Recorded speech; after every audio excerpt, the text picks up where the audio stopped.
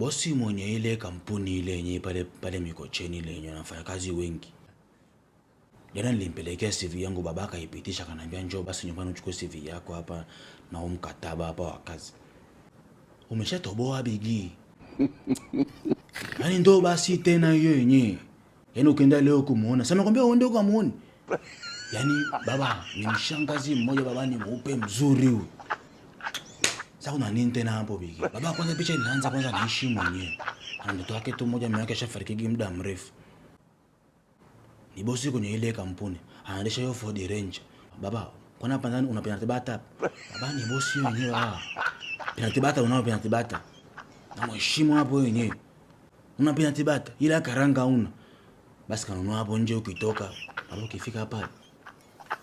Paka zile penalty bata kwa zile tani zote mbili. Limpale baba, piga hivi gere mingi. Paka atake mwenyewe. Pole bigi usitake hiyo haraka ali. Kwanza kuniambia kwamba kwanza sasa hivi atoli bushi. Tunakula SK. Baba bushi ya nini? Bushi ya nini baba? Ni mwendo wa SK. Bigi, come to live. Choga. Ametuma message. Choga ngoni fanya haraka wewe mjibu hapo haraka.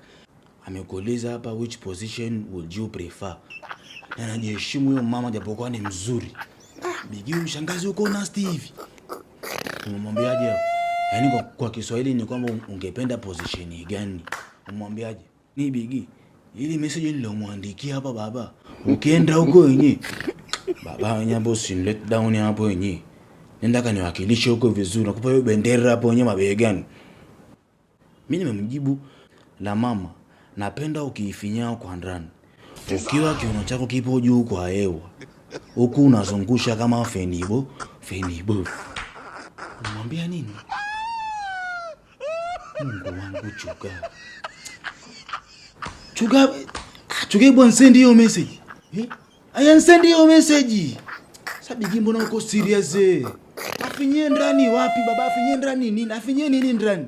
Siwezi ifuta baba, ni message ya kawaida. Siwezi ansend wewe. Tripu zake ni Dodoma Ikulu. Baba wewe unambia afinye nini ndani? Mama watu ni msabato.